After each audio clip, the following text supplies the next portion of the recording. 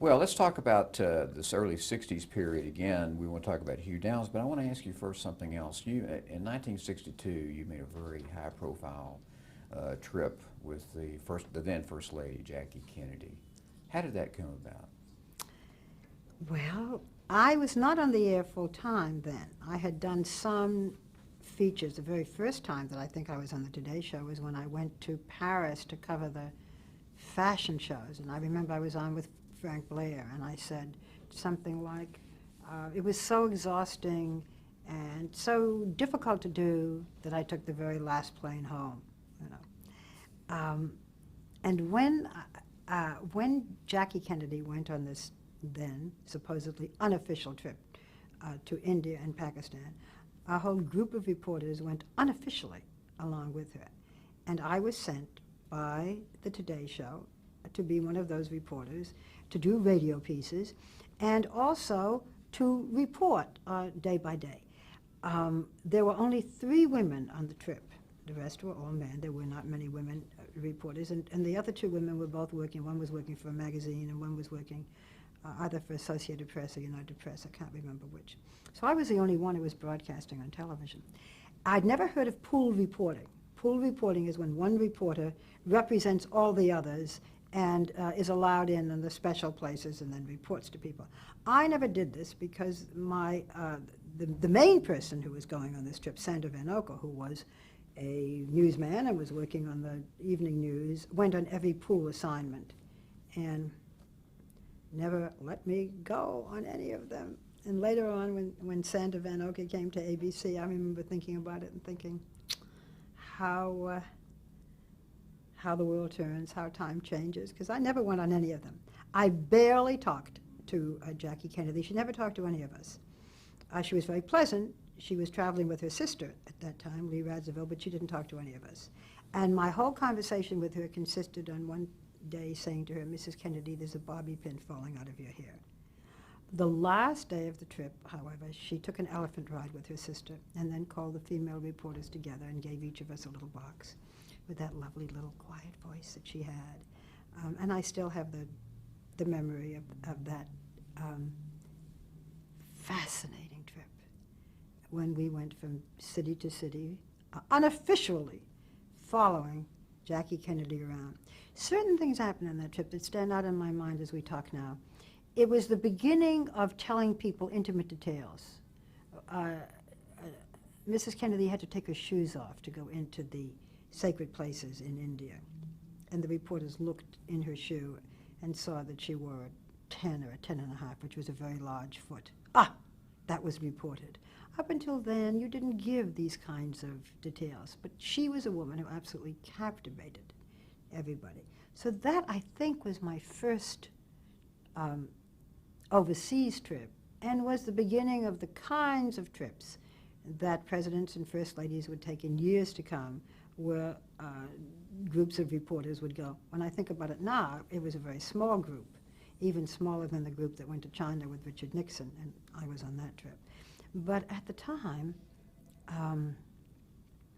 we thought it was a throng of people following her, carrying our typewriters, carrying our cameras, carrying big tape recorders.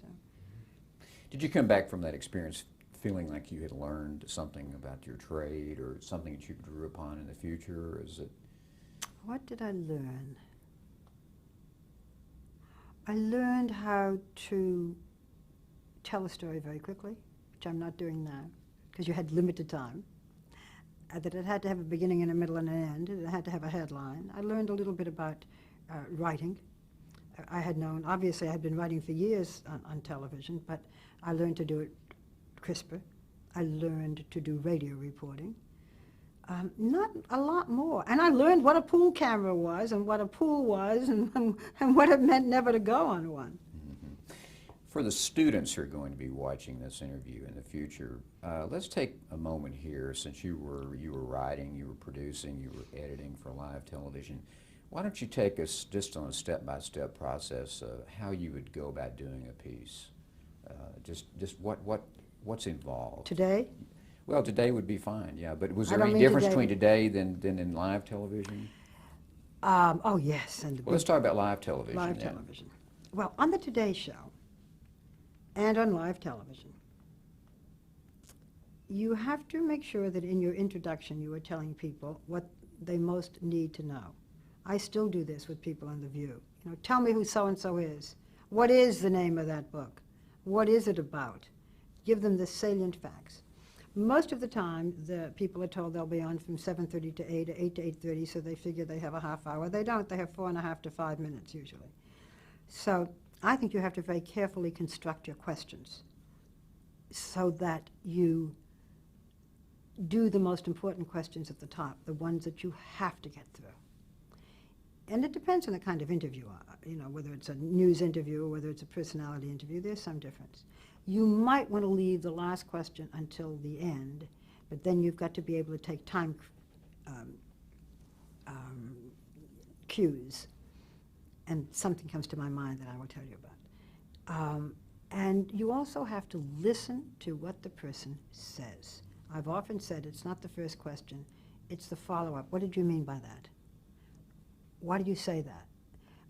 You can't just, if you're someone who wants to be on television, read the questions, especially if they're not prepared by you, and then just go down the line with the questions. And we've heard people do that. You know, someone says, the worst period of my life somehow was when I lost my dog and I went into a deep depression. And then what's the next song you wrote? You know, you've got to listen. So all of these are things that you learn with time, and you also have to have an instinct for. I remember doing a live interview with Richard Nixon. This was when I was at ABC. It was many years later, and it was after Watergate.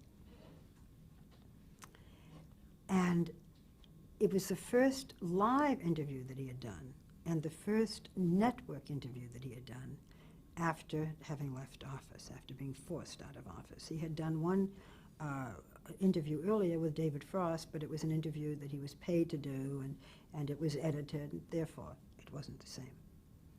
And I started out asking him foreign policy questions. What does he think about this, about that? And he was superb, because he always was in foreign policy. Two things happened. One, he perspired tremendously, and I realized when I'd heard about his early debates with Jack Kennedy, the early debates for the presidency, and one of the reasons this was early television, black and white, I believe, that they said that Nixon lost was that he perspired so, and he wasn't wearing the right makeup. Well, he had the kind of, some people do perspire, you know, and when I do interviews, I give them a piece of Kleenex and say, now blot yourself down. Okay. In the middle of that interview, I decided that I would then try to give him some questions that would have some humanity, because he had been so reviled. And so I asked him what it was that got him through all those difficult times. And he said, because I thought he'd say my wife or my faith. And he said, why do you have to ask me these questions, Barbara? Why don't you ask the serious things? And I said, well, Mr. Nixon, I think people really do want to know these things about you. Well, no, they're not.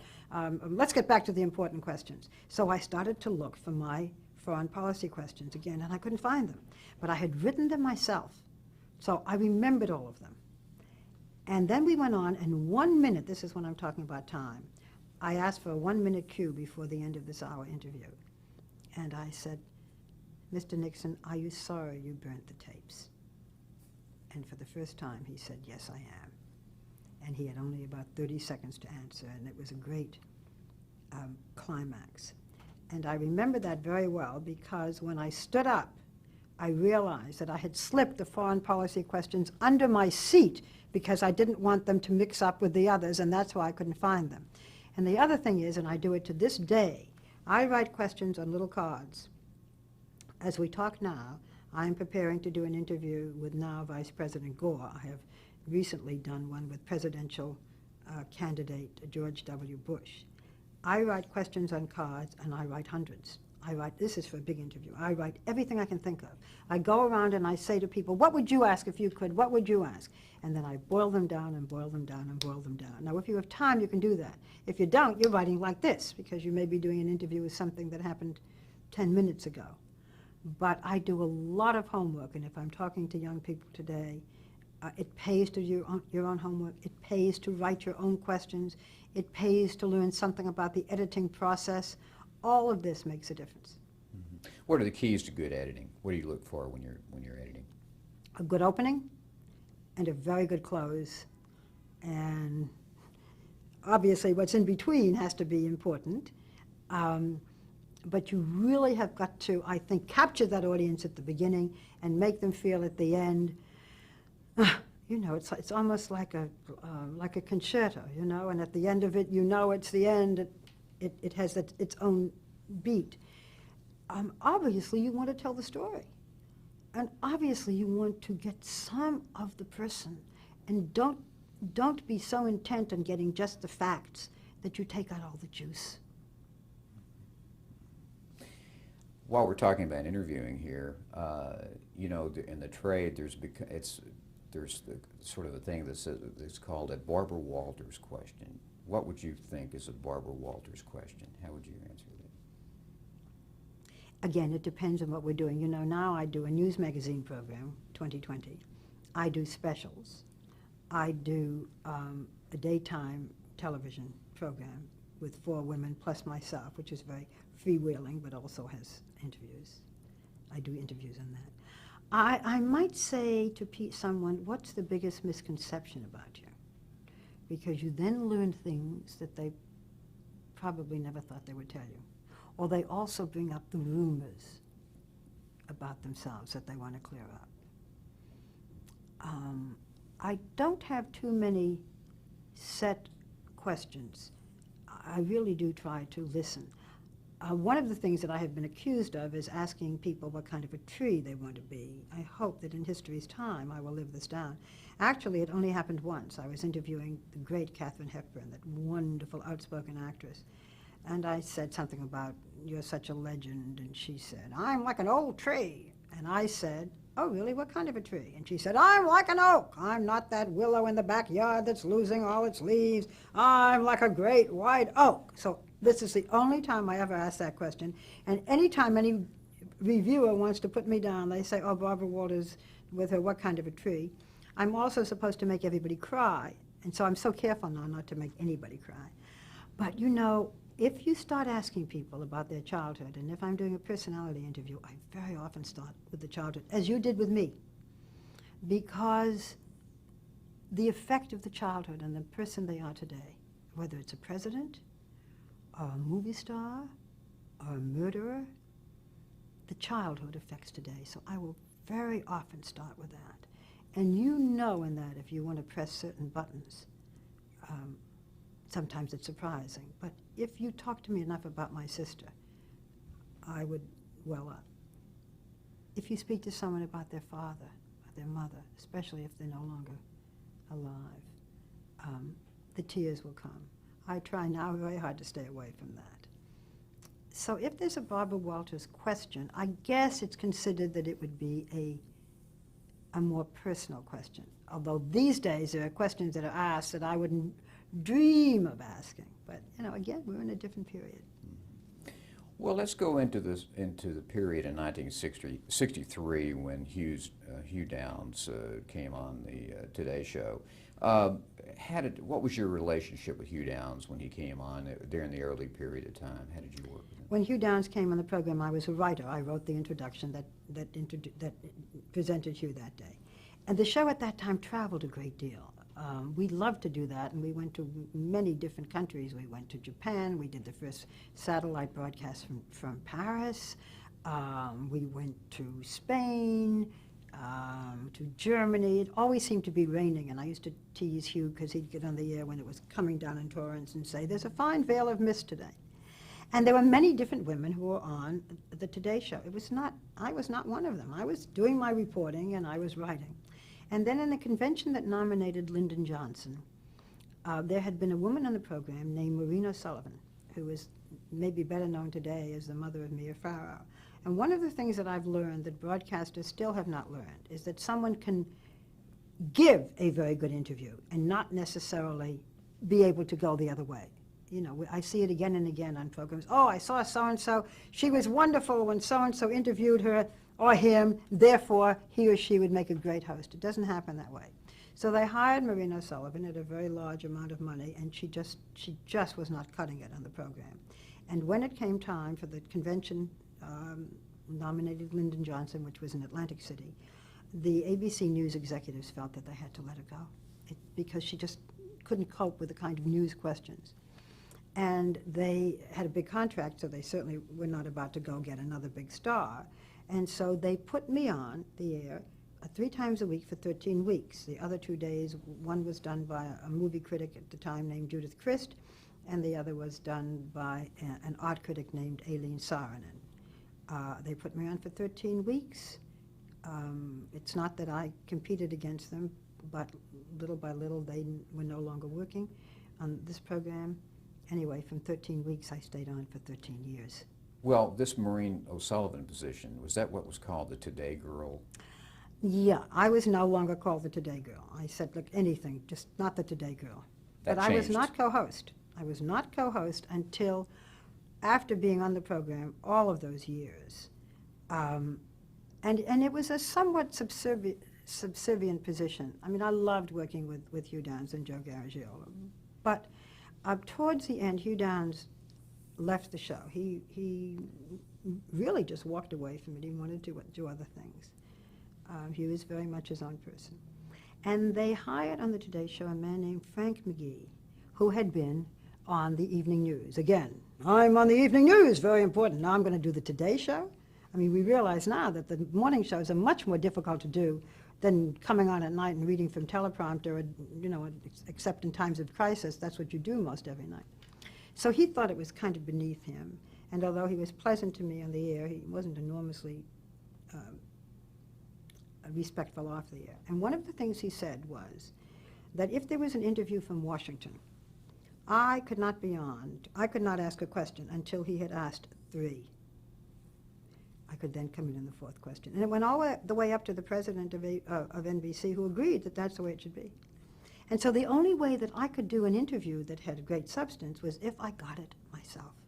And that's when I began to telephone and to write letters and so forth, because if I got it myself, I could do it outside of the studio, and then I could do it. And that's when I did Henry Kissinger, when he first really arrived in Washington. I did, I think, the first interview that he did. There was a man named Dean Rusk, who had been our Secretary of State during the whole Vietnam War under Lyndon Johnson, and he watched the Today Show, was a big fan of mine. He wrote me a letter once saying, I can remember it to this day, if any NBC presidents give you a hard time, show them this letter and others like it and tell them to leave you alone. I have it on my wall at home, that's why I remember it. I did the first interview with him, and I remember he was no longer in office. It was a few days after he was out of office. Everybody wanted this interview. We did it in a hotel room in Washington. And after that, we had to go downstairs and hail a cab for him, a taxi. This man who had had limousines and bodyguards, and I thought, boy, you know, when the power is over, the power is over. But anyway, this continued with Frank McGee playing this kind of a role. And Frank McGee, unknown to until the very end, had cancer and worked until almost a week before he died. And then NBC sent out a release saying, we're looking for a new host for the Today Show. And we said, co-host, because it had been in my last contract that if Frank McGee ever left, and we never thought he would be a young man, that I would be co-host. And that is how 2 years before I left the Today Show in 1974, I became the first co-host. And as I've said, ever since then, the women on the morning shows have been co-hosts. Well, let's go back a little bit in your role and how you changed that show, because you went from being a writer to going on the air, and you took the position that heretofore had been called the Today Girl. What role did you play in that change? Did they ask you to be the Today Girl? Did you? I don't remember anybody saying you're going to be the Today Girl, but remember, I wasn't a model, I wasn't beautiful, I didn't pronounce my R's that well, I wasn't an actress, I was none of the things that the Today Girl had been before. So it was sort of considered that I was still the Today reporter. And during those years, because I was able to write my own material, because I was able to go out and do interviews, there were barriers that I think I overcame. I don't take credit for paving the way. I even remember writing to the president of the news department and saying, we should do something on this new women's movement, and he wrote back, not enough interest, okay? Because that whole women's movement took place at that time. But because I just did not do the fashion shows, although I didn't mind it, or the celebrity interviews, because I also traveled a lot and did the kind of reporting of very serious stories. I went to China for the Today Show. I was the only woman from NBC that was sent there. I went with Richard Nixon. I went again, I think 2 years later, with Gerald Ford. I did interviews with presidential candidates. I went to the conventions, so that little by little people could see, here is a woman doing the same thing that the men are doing, and it's okay. Because there had been the feeling of women couldn't do the news, nobody would take them seriously. This big brouhaha when I finally left in 1976 and went to ABC to become the first woman anchor of an evening news program. I've always said that it's so overrated. What difference does it make whether it's local or network? It just means more stations. But there was still that feeling of a woman couldn't do it. And so little by little, because there were things that I was able to do, it made a difference. I didn't start out to do it to prove anything. I wasn't doing it because I wanted to be the biggest or the best. I never felt that way. I don't today. Insecurity is a great stimulator, I guess. But surely it was more than insecurity that was driving. No, but I'm saying I didn't think, I'm going to show everybody. I really wanted to do it. It was what interested me. I mean, yes, I like to do the movie things, and yes, I like to do the lighter things, but I was also interested in politics, and I also read the papers, and I liked to do those kinds of things. And so I did. But it wasn't because I was going to show people that it could be done. That was something that came out of it, I think, peripherally. Mm-hmm. It must have been terribly frustrating, though, for those years that you were kind of, as we say, bumping your head against the I don't ceiling. think I felt that way. Mm-hmm. And even today, so many times there have been young women who have been working on programs who said, not so much now, because now, as a matter of fact, on the morning shows, the women are simply superb. The men are too, but the women are very strong. And on the news magazine shows, I mean, I do 20/20 by myself. Diane Sawyer, my colleague, who is wonderful, does her program, which was called 20/20, is now called Prime Time. And the women are very strong and very good. And there are other programs in which they are as well. Katie Couric in the morning, Diane in the morning, etc. And I've often said, when they said, what do we do? And I keep saying, how do we get ahead? I say, just work harder than everybody. And you're not going to get it by whining, and you're not going to get it by shouting, you're not going to get it by quitting. You're going to get it by being there. And I think that's what happened with me. Well, let's go back just a little bit here and talk about, we're still talking about the early 1960s, and we mentioned the Kennedy assassination earlier. Let's talk about that just a little bit. Do you remember where you were? Oh, very well. It was, I think, almost the first time that I was put on the air. This was before, obviously before the Lyndon Johnson convention. And I was drafted to be outside of where President Kennedy was lying in state. And I had just come from seeing the Honor Guard. I just recently saw footage of that. I didn't know it existed. And I had tears in my eyes because I had just come out of there. It was so moving. And it was, for me, personally, as well as professionally, one of the most important and poignant moments of my life. Here was this attractive, brilliant man who had everything. I remember a few years before that was when I had gone with Jackie Kennedy, and this beautiful, vital woman. And it transformed this country, and in a way transformed television. if not transformed it, it made a difference because we had cameras all over the place. We had cameras in almost every street. We hadn't done that before. They didn't have this when Franklin Roosevelt died. There was radio. And so it was the first time that there was a director saying, go to the Capitol, take a shot there. There's Mrs. Kennedy with John. Go inside and talk to somebody who's just come in to view the president. It was a very different and all-encompassing time for television. And because of it, the entire nation shared that funeral, the world. Although we didn't have satellites then, but certainly they got it later. There are those who say that television's role at that time was one of had among other things a calming effect on the nation. Do you think that's it? I think because people could see it, because it was so beautifully done, and because it was handled with great respect. And each of us who played a role, and my role was very small. I mean, it was much larger years later with Watergate and the hearings and so on, but it was a very small role. But everyone could see it. It united the country. We were united in sorrow. We sat by those television sets. Families sat together. And it brought people very, very close. And I remember, it's so funny, as we talk now, I really hadn't thought about this in years, but I had been engaged and broken the engagement.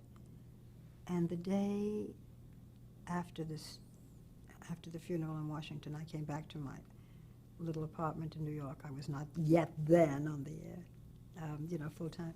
And the man whom I had broken the engagement to came back, knocked on the door and said, let's get married. And I said, yes, let's. And we did a week or two later. I think it had that effect on people. We felt all of the cliches, what's important, life is short, what really matters. And we felt it as a country because of television and because we could see it and feel it. Did you ever have a chance to meet President Kennedy?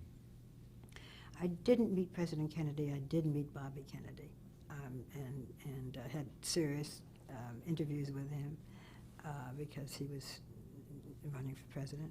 Gene McCarthy, I remember that whole period. I also had a funny thing with Bobby Kennedy. The Today Show was coming at that time. They didn't have great big studios like now, so they were in a store in Rockefeller Plaza, which was called the Florida Showcase, because during the day it represented the state of Florida, and it had palm trees and oranges and a parrot. And all the parrot could say was, "What's your name?" And when the program was on in the morning, NBC rented the Florida Showcase for the Today Show. And they put a towel over this parrot. And Bobby Kennedy came in one day and heard something that said, "What's your name?" And he said, "Robert Kennedy." "What's your name?" "Robert Kennedy." "What's your name?" He said, "I told you my name is Robert Kennedy." And he came out furious and said, just before we went on, "You have a stagehand back there who keeps asking me what my name is." And we said, "Oh my God, the parrot, the parrot."